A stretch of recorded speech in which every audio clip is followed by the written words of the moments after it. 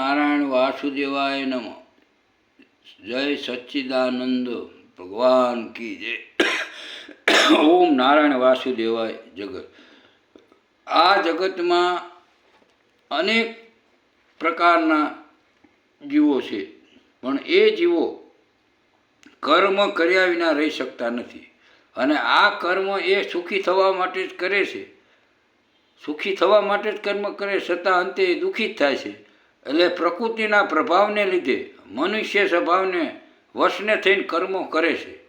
કર્મોને પામવાના પ્રયત્નો કરી પોતે દુઃખી થાય છે. કર્મો ત્યાગવાના નથી, પરંતુ એની આસક્તિ, એનો સ્વાર્થ, એની મમતા, એના ફળની ઈચ્છા, અપેક્ષા અને કર્તાપણાનું અભિમાન અને દેહાભિમાનનો ત્યાગ કરી કર્મ કરવાનું છે.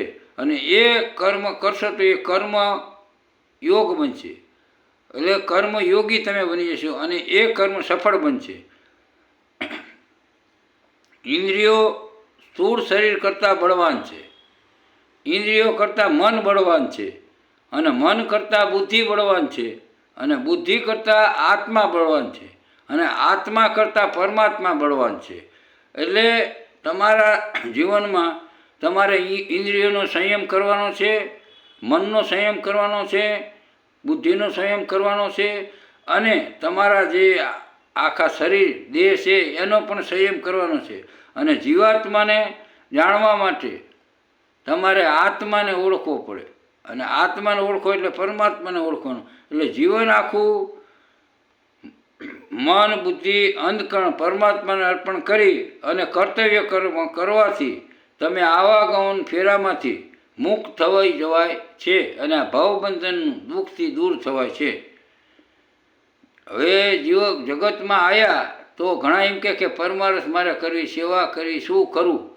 તો સૌ પ્રથમ તમારે જગતમાં આવ્યા છો તો જેની પાસે જ્યાં જે કાળે જે વસ્તુનો અભાવ હોય એ પ્રાણી માત્રને ત્યાં અને તે જ કાળે એ વસ્તુનું એને દાન કરવું જોઈએ.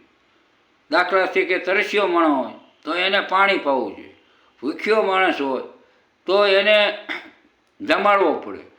કોઈ દુખ્યો હોય અને દવાખાને એને દવા લેવી હોય તો એને તમે જાતે જઈ અને પૈસા આપો અથવા દવા લાવી દો. તો જ્યારે જેને જેવી જરૂર હોય એવી મદદ કરવી એ મહાયજ્ઞ છે. બરાબર? એટલે દાખલા તરીકે કોઈને રસ્તો ઓળંગવો હોય, આંધળો માણસ હોય, તો આપણે આપણી રીતે આપણી ફરજમાં આવે ને આપણામાં દયાભાવ હોય તો આપણે એ આંધળા માણસને રસ્તો ઓળંગી દો, એ સેવાનું જ કામ છે. એટલે જ્યારે જેવી જરૂર હોય, દાખલા તરીકે તમારા ગામમાં કોઈ પ્રતિષ્ઠિત વ્યક્તિ હોય, કોઈ સારો વેપારી હોય અને એને કુદરતી ધંધામાં નુકસાન જીવ્યું. અત્યારના યુવાનીયા છે ને કે સટ્ટા બજાર કરે ને શેર બજાર કરે ને આ કરે ને બધા સટ્ટામાં, અને વેપાર ખલાસ થઈ જાય અને એને જીવન નિર્વાહ માટે કંઈ જ પણ એની પાસે રહેતું નથી. જગતમાં એને આબરૂ પણ નાશ પામી, કોઈ મદદ નહીં પાય. એવી વ્યક્તિને તમે બે આશ્વાસનના શબ્દો કહો અને સાથે થોડો ઘણો ટેકો કરો અને એને નવું જીવન શરૂઆત કરવાની તમે સહાય કરો તો એ ઉત્તમમાં ઉત્તમ કાર્ય છે. કારણ કે જગતમાં દુઃખી માણસને મદદ કરવું એ ઉત્તમમાં ઉત્તમ સેવા છે. પણ ક્યારે કયા પ્રકારની સેવા કરવી એ આપણે વિચારવાનું છે. દાખલે કર્ણે સોનાનું દાન આપ્યું પણ એને અન્નદાન આપ્યું નહીં. એટલે વસ્તુ શું છે કે ઉત્તમમાં ઉત્તમ અત્યારે અન્નદાન છે. આ જગતમાં અત્યારે હાલ કળિયુગમાં અન્નદાન ઉત્તમ છે. અને બીજું ઉત્તમમાં ઉત્તમ વિદ્યાદાન. જે અજ્ઞાની માણસ હોય કે બીજા કોઈ વ્યક્તિ હોય ગરીબ, તો એને છોકરાઓ કોઈ ફી ના ભરી શકતા હોય તો એ છોકરાઓની તમે જાણી અને ફી ભરી દો.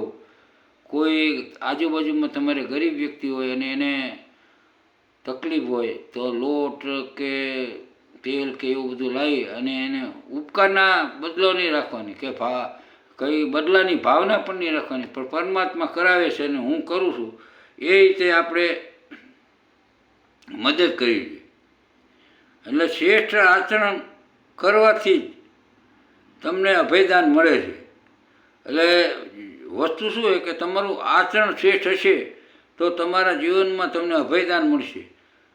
એવી રીતે જો જગતમાં આવ્યા છું તો ભૂખ્યા, તરસ્યા, નગ્ન, દરિદ્ર, રોગી, આર્ત, અનાથ, દુઃખી અને ભયભીત પ્રાણીને અન્નજળ, વસ્ત્રજળ, નિર્વાહ, યોગ્ય ધન અને ઔષધિ, આશ્વાસન અને આશ્રય અને અભયદાન તમે નિસ્વાર્થ ભાવે નિષ્પૃહ રહીને આપો તો તમારું કલ્યાણ અવશ્ય થાય છે.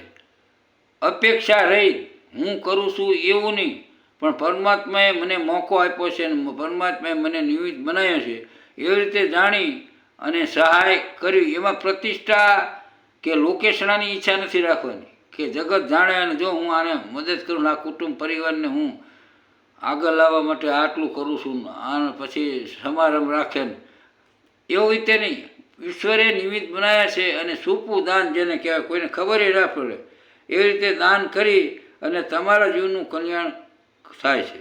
એવી રીતે શ્રેષ્ઠ આચરણ વાળા વિદ્વાન બ્રાહ્મણ, ઉત્તમ બ્રહ્મજ્ઞાની અને વાનપ્રસ્થી અને સાધુ સંન્યાસીને યથાશક્તિ દાન આપવાથી જીવનનું કલ્યાણ થાય છે. તમારા આંગણે કોઈ સંન્યાસી આવ્યા, કોઈ સાધુ પુરુષ આવ્યા, કોઈ સંત પુરુષ આવ્યા કે કોઈ માગણ, પણ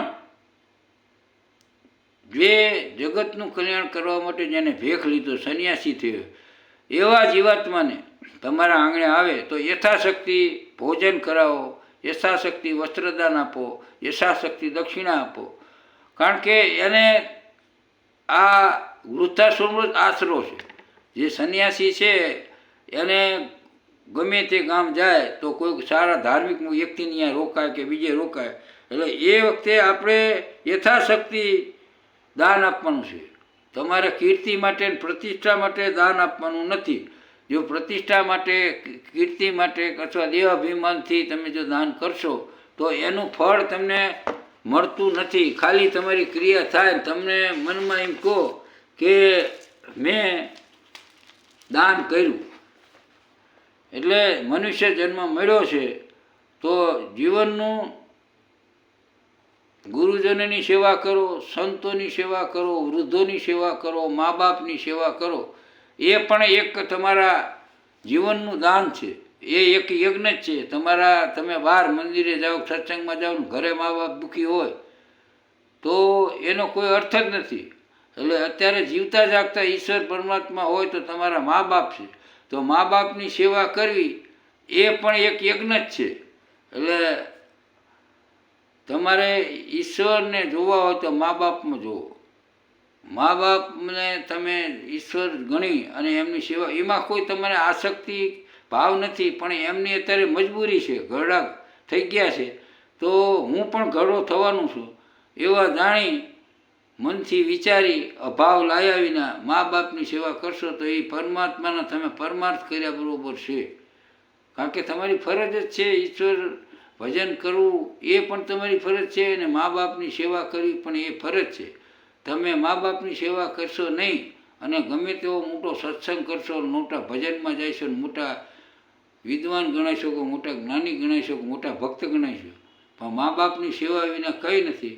એટલે જગતમાં આવ્યા તો સેવા, પરમાર્થ, ભક્તિ અને નિસ્વાર્થ પરોપકાર કરી અને જીવનું કલ્યાણ આપણે સ્વયં જાતે જ કરવાનું છે. અને તમારા જાતે જો ઈશ્વરના માર્ગે જવું હોય તો તમારા ઇન્દ્રિયો, અંતકરણ, મન, બુદ્ધિ, ચિત્ત ને અહંકાર, આને ઓળખો. હું કોણ છું, હું ક્યાંથી આવ્યો છું અને ક્યાં જવાનું છે, અને આ જગતમાં ક્યાં સુધી રહેવાનું છું. હું આવ્યો છું તો આ ધન સંપત્તિ ક્યાં મારી સાથે આવવાની છે, તો મારી સાથે શું આવશે, આ જીવ સાથે શું આવવાનું, ધર્મ, જ્ઞાન, સત્સંગ, સેવા અને હરિનામ, જે હરિનામનું સ્મરણ કર્યું છે એ સાથે આવશે. માટે મનુષ્ય જન્મમાં થાય એટલા પરમાર્થના કાર્ય કરો અને સત્સંગ કરો અને જગતમાં આવ્યા છો તો જગદીશને જાણો અને હું કોણ છું એ જાણવા માટે તમારે સતત સત્સંગ સંતોનો સંગ કરતો રહેવો. હરિઓમ હરિઓમ. આનંદ મંગલમ. ભગવાન કી જય.